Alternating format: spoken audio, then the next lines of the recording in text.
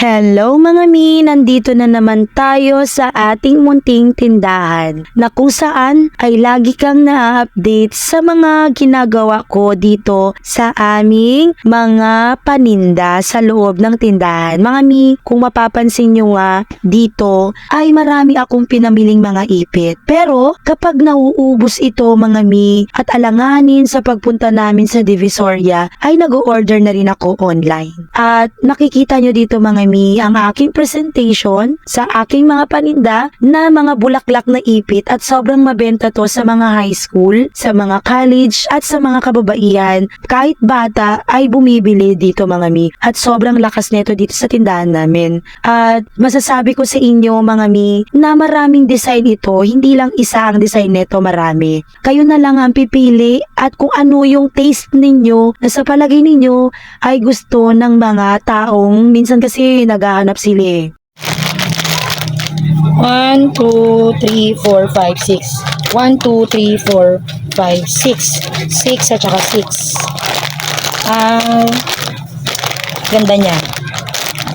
Minsan yung mga customers din yung nagbibigay ng idea about dito sa mga ipit na pupwede nating itinda. Kaya wag kayong mahihiya sa mga customer na tanungin kung ano yung gusto nilang design. And then kapag may idea na kayo, hanapin nyo yun sa Divisoria, or kapag ito ay hindi mo alanganin ka na pumunta sa Divisoria, pwede kang mag-order online. Mga misa rin pala sa mga pinagkakaabalahan namin dito ay ang pagre-repack ng Sanrio. Oo, dahil sa repacking, tayo ay malaki ang kikitain. And dapat din ay maayos ang ating paglalagay ng mga paninda dyan sa harapan upang sa ganon, kapag nakita ng mga customer yan na meron kang ganyang paninda at maganda sa paningin nila, ay magagad-agad silang maa-attract na bumili. Yung mga Sanrio na yan mga mi ay ang aking ginamit dyan na plastic ay Calypso. Ang Calypso kasi na plastic ay maraming mga sizes. So ganyan lang ginagawa namin and binibenta na namin ng 10 pesos yan. Yung isang buo, isang kilo ay marami ka talagang magagawa. Times 2 talaga ang 2. And syempre maganda talaga ito mga mi sa mga estudyante na nag-aaral dyan sa harap ng elementary. And hindi lang yan. Dahil walang lagayan yan mga mi. Nirepack ko lang yan. Kaya bumili na rin ako ng yung nasa ilalim niya na lagayan